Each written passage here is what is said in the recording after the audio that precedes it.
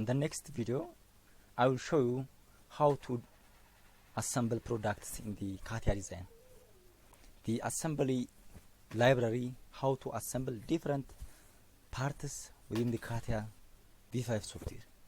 So, for example, this is the one of the model of the exhaust fan or the blower fan, which is constructed for the huge industrial machineries for the asphalt plant based on the reverse engineering method.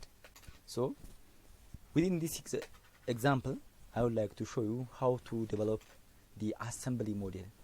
A number of components are modeled and saved.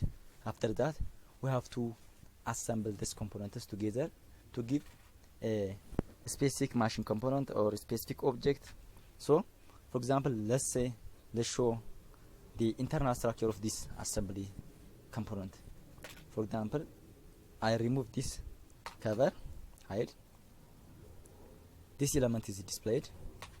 I remove this cover, and also this element is displayed. For example, this is the internal structure of the fan with the blade. So you can also note that this is a sample of the gearbox.